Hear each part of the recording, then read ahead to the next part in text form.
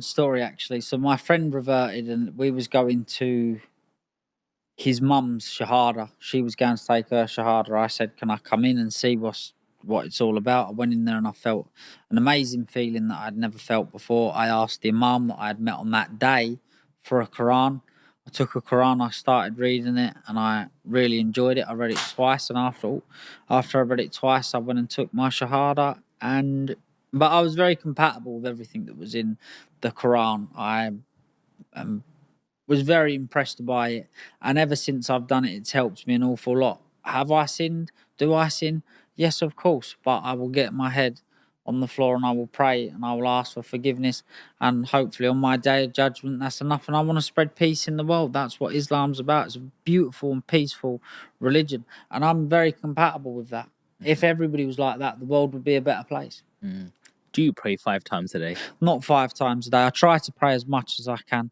I try to pray as much as I can and when I can. Do you know what? There's not many days that I don't pray 5 times a day. Let's put it that way. But I don't pray 5 times a day every day. Sometimes I miss them, but I do try and make up for them.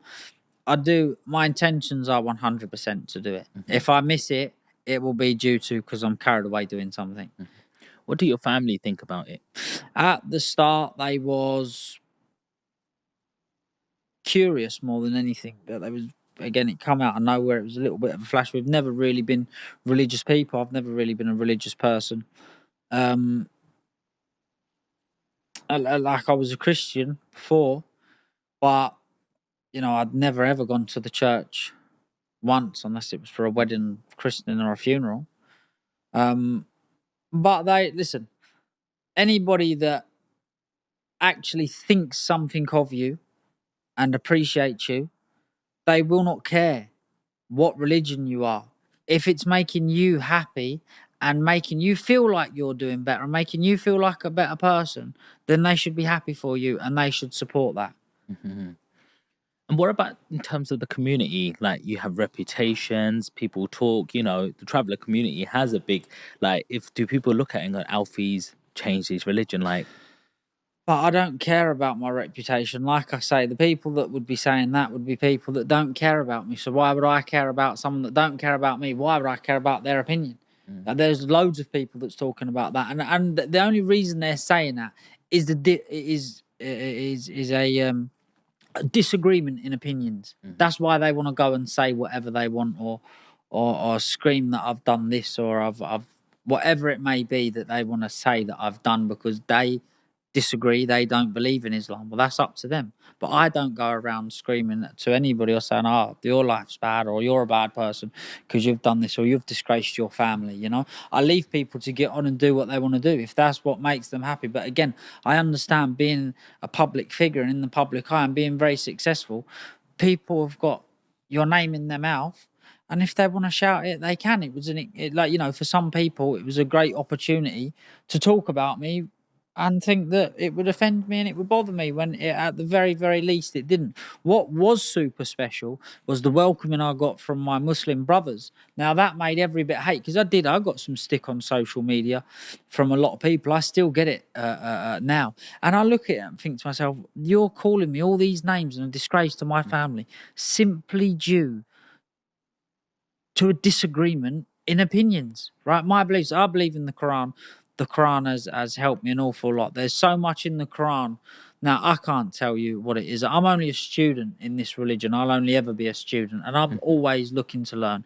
But I've been pointed out and I've read it, right? There is stuff in that Quran, which was written 1,400 years ago, that scientists have proved it to be right 10 or 15 years ago. Like, it was written 1,400 years ago. Now, I can't give you an example now. I should have prepared myself better, but I couldn't give you an example now. But I tell you what, if you was to go on Google and they would come up with 20 or 30 that what the Quran has written and actually happened all these years later. The war in Palestine is pretty much written in the Quran. Do you fast? Yeah, every Ramadan. Okay. To be honest with you, so that's a good question. Everybody knows because I'm very open about it. So last year was my first Ramadan. I ended up missing 4 days. And this Ramadan, So I spoke to the imam about it, so I had to take some tablets, right? And I said, "Oh, is that sweet?" He's like, "No, you broke your fast. You might as well eat." So I was like, "Okay, no problem." I said, what's the score? Have I ruined the whole of Ramadan now?" And he was like, "No, that's fine. Just make sure you go back, fast as many days as you can. Whatever days you don't do in Ramadan, you can make up for, but you've got to make up for them before the next Ramadan." So what's ended up happening is I've left it these last 4 days, and obviously the next Ramadan's come around. And I'm like, "Oh right, I've got to make up for these last 4 days from last year." Yeah. Well, if I'd done them in the winter, obviously the days are shorter, so it would have been a lot easier. Well, I've left it right to the beginning this year, which was springtime. The nights was just breaking. I absolutely. So I ended up doing 4 more days than everybody, but I did end up missing 2 I in never knew Ramadan. that. So I've got to do 2 before and the next one might be 2 or Wow. 3. I really didn't know that. I learned that today. Like, so if you miss some of the fasting days, you're supposed to make up for it. Make up for before the next Ramadan, yeah. Okay. What's the biggest thing Islam has taught you? The biggest thing, do you know what it's given me? It's given me a peace of mind, and do you know what? Even, like, I don't know why it is, but I wouldn't say I'm a very judgmental person, because I'm not. But, I'd maybe question what other people do. That's more, you could probably say that's judging, like, why would he want to do that? Or why would you want to do that? It's actually given me a lot more peace of mind. Like, if he's at peace and that's what he wants to do, then let him be. The world's better off being a peaceful place. It's better off with less opinions, if you want the truth. If everybody had the same opinion, everybody would get on and there would be no aggravation, would there? But also, it's really, really, really put me in the present. It really has. And every time I think about it, it puts me straight back in the present, is because, I'm thankful for what I've got, but I'm always praying for more, if that makes sense. I thank God every single day for what I've got, and that I'm healthy, my family's healthy, and everything's good. And I pray that I want to do more and I want to be more successful. But I'm at peace if I'm not more successful. I think to myself, thank God that I've come this far and thank God that I've done this. Before, my mind was like, oh, I haven't done that. Why haven't I done it? Oh, why can't I do that?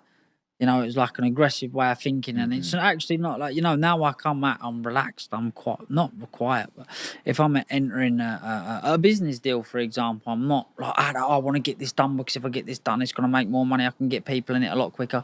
It's like, all in God's time. I've got this far. Let's push it forward. I hear you. Is there something that it's not gone so well while you're having this Loads of things that you having these new beliefs and stuff as well? Is there anything that's not gone so well that you think, do you know what, like, or you met different Muslims from different parts of the world? Do you know what I mean? If some you get Muslims from Dubai, Muslim from Pakistan, Muslims from Middle East, is there a certain group that you've said, look, I want to be part of this religion, I really enjoy the faith, but there's a certain group of like cultural differences rather than the religion side? Have you ever encountered that? I don't understand. What do you mean? Say that again. Have you ever been around like any Muslims from different parts of the world? Yeah, loads. That you feel that there's a certain cultural difference within the Muslims? Oh, there's a massive cultural difference between everybody. I was in Saudi Arabia in February this year. I went and done my Umrah, if you know what that is. And to see all the different Muslims there is a madness. I've seen how I must have seen one of it. There must have been a Muslim from every single country. Must have been. How did you feel with doing all different your Umrah? cultures? How did I feel doing my Umrah? Very special, very, very, very, very good. I felt like the best way for me, like I felt clean and I felt cleansed. Like I really felt like I'd really done a good thing and that my prayers was answered. And I felt, do you know what? It was good. It was really good to see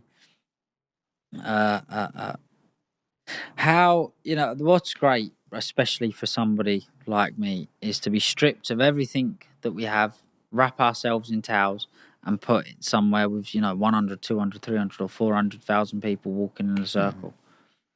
That's powerful when you're there doing that. Energy. All for the sake of God. When you come, like, just saying that just puts goose pimples on me. do you still